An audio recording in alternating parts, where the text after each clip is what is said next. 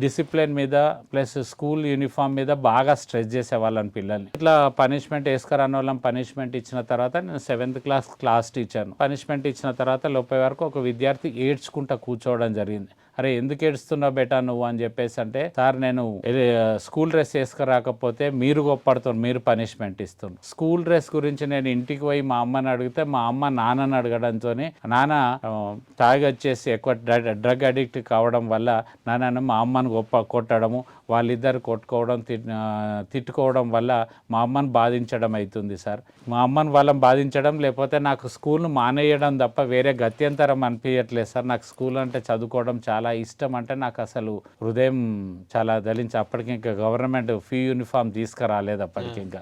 చాలా బాధ అనిపించింది. అరే మనం మంచి లేవాలనే తీసుకురావాలనే ప్రయత్నం చేస్తున్నాం, విద్యార్థులు ఇంకో కోణం మనం చూడలేకపోతున్నాం వాళ్ళ ఆర్థిక స్థితిని అని చెప్పేసి ఆ రోజు స్కూల్ అంతా చూసేసి ఎంతమందికి స్కూల్ యూనిఫామ్స్ లేవంటే ఒక 16 మంది వెళ్ళడం జరిగింది. వీళ్ళందరికీ మనం ఎలా అయినా కల్పించాలని చెప్పేసి ఏ విధంగా ఆలోచిస్తే ఆ నెల ఇప్పుడే ఫిబ్రవరి, అది కూడా ఫిబ్రవరి 16 మన గంప రమేష్ గారి బర్త్డే, మన పాస్ డిస్ట్రిక్ట్ గవర్నర్ అన్న నాకు నీ బర్త్డే సందర్భంగా 16 యూనిఫామ్స్ కావాలని చెప్పేసి అంటే సరే అని చెప్పేసి ఇవ్వడం జరిగింది. అక్కడి నుంచే నా ప్రస్థానం ఇప్పుడు ఏ స్కూల్లో అయినా గవర్నమెంట్ యూనిఫామ్తో పాటు ఒక ప్రైవేట్ స్కూల్కి ఇచ్చే స్పోర్ట్స్ యూనిఫామ్స్ కూడా అన్ని స్కూల్స్లోనే నేను ఇచ్చే ప్రయత్నం చేయడం జరుగుతుంది. దాదాపు 20 ఏళ్ళ పని చేయబట్టి.